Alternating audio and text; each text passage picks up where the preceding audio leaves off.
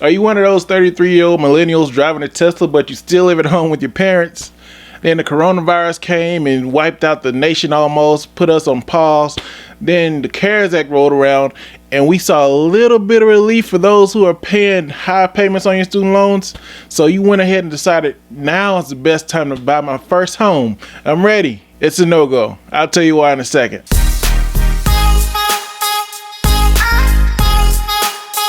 Good day, everyone.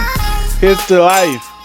As my description implied, the CARES Act came around, and in the CARES Act, it allotted a nice amount of money for people like myself and a lot of millennials and a lot of people who were just graduating, who have student loan debts or in repayments. What the CARES Act did was, along with a lot of things as far as helping out businesses and hospitals, it put a lot of our public student loans in forbearance, which is also known as administrative forbearance. If you don't know a lot about it, then go to my previous video. I talk in detail about what it means and what it means to you. So definitely go check that out. But in this episode, I wanted to kind of touch on people who are kind of discovering some new challenges to the CARES Act. The CARES Act is great for some, but not for all. That challenge is towards home buyers. It doesn't matter if you're a first-time home buyer or if you're just trying to buy a house right now. A lot of individuals with higher student loans are finding more and more difficulty, and some of it zero success at all, and finding mortgage for a home. And I'll explain more in detail about that in a second. But one thing I wanted to talk about before I went into it is the fact that now we're kind of seeing a difference in the type of debt that we have. Older, before 2000s, it was what's known as like you had good debt and you have your bad debt. Your good debt is like your mortgage, your investments that are actually making you money. Some cases your car, if your car is appreciating in value or if your car is keeping a steady value, even though it's kind of that's on the line. Bad debt can still be the car as well. Bad debt can be credit cards, of course, consumer debt. But student loans used to be considered bad debt, but now it's such a norm. Now everyone needs student loans because of the high raising prices and tuition that it's not bad debt. It's not good debt either. And what you'll hear me refer to student loan debt a lot through this channel if you stay with me. I'll refer to student loan as kind of like a okay debt. Student loan debt can help you and it can hurt you because in a lot of cases your student loan is going to be your longest line of credit for a lot of students. If you don't take out a credit card while you're in college, if you don't buy a car while you're in college, if you don't rent an apartment, your student loan debt is going to be your longest line of credit. Even though you may not go into repayment until 6 months after you graduate, you probably won't even get a credit card then. Most people graduate around 22, 23. So if you get a credit card then, you're gonna go into consumer spending debt a lot faster, but your student loan debt will still be there as like your longest line of credit. So a lot of your mortgage lending, a lot of people when they're getting apartments, a lot of people when they're getting cars, they look at that student loan debt and take that into account considerably. And that's kind of what's affecting people who are trying to purchase homes under certain mortgages. But first I want to say this. I know it must suck. You're an attorney, you're a doctor, you're a professional, you're a person making over $70,000 a year. Then you go and try to purchase your first home and you get rejected because of your student loans. Honestly, I know it sucks, but it's not going to last as long as you think it might. So just keep that in mind. All right, so let's elaborate on what's affecting everyone who's trying to get mortgages and underwriting. And that's where the problem lies. It's not in anything else. It's not necessarily dealing with what their credit report is, even their credit history. It's what they're looking at in underwriting. So what the CARES Act does, in a lot of cases, not even CARES Act, if you decide to go into forbearance for any situation, hardship or whatever, a lot of mortgage underwriters go by what's called the 1% rule when it comes to paying your student loans. And what that means is if you aren't paying your student loans, they automatically assume that you're paying around 1% of your student loans every year. So let's say, for instance, that you have over $100,000 in student loan debt.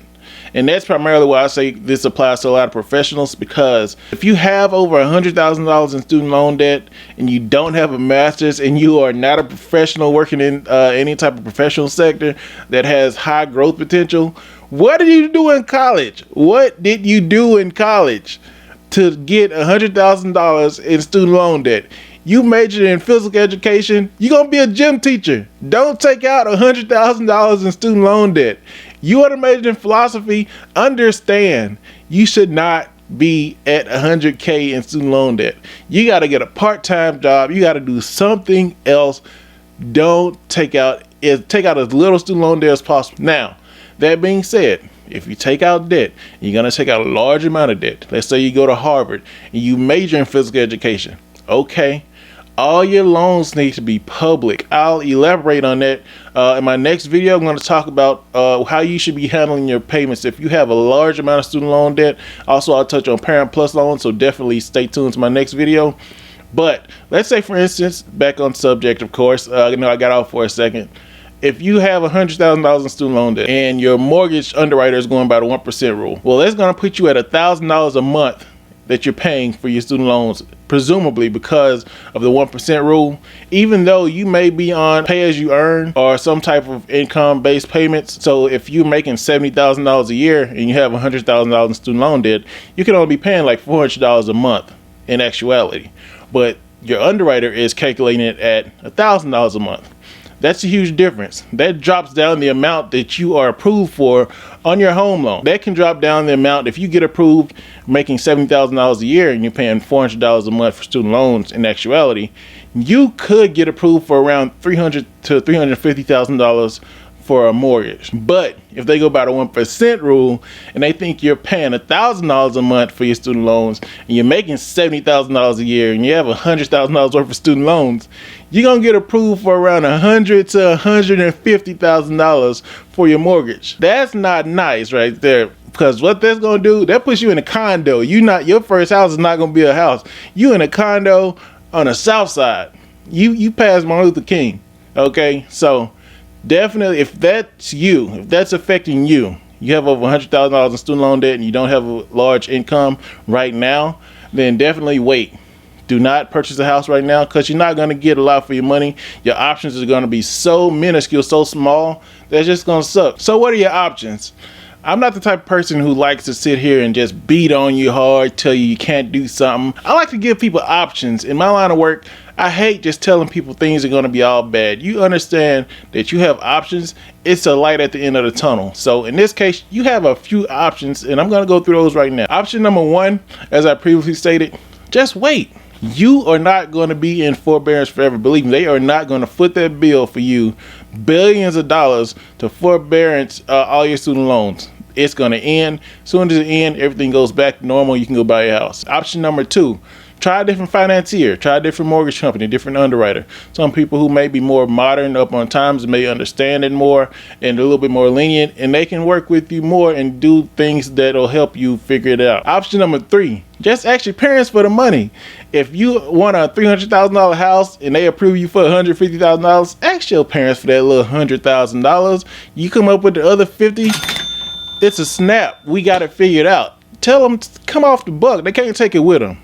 Your parents cannot take their money with them. Tell them, give you your inheritance early. Tell them if they got any money left in the bank, tell them this gets you out of the house. They want you out of that house. So believe me, they'll think about it before they won't think about it. All right. Option number four, what a lot of people do, from what I hear, is get a copy of your old billing cycle, your most recent student loan payment, and that gives them a more realistic idea. Also, you should contact your public loan financier. They can give you a letter stating that, yeah, this person was paying, $200, $300, $400 a month as opposed to $1,000, $1,200 a month. So you can go ahead and continue on and give them however much they were approved for, with this taken into consideration. So there you have it. 4 great options. I like option number one myself personally. I would just wait. Home values, they may go down, they may not, but you are definitely going to be in a lot less headache if you do wait until everything kind of settles out. But I understand also that you may want a house now. You're tired of staying at your parents' house, tiptoeing with your boyfriend or girlfriend past their bedroom door, trying to figure things out in the middle of the night, trying to use your cell phone flashlight to find your socks and shoes and stuff that you left around the house so you don't disturb anybody. Then your parents' dog keeps barking as soon as you make it to the house, waking everybody up. You want to get out. Take that into consideration. Thanks for watching.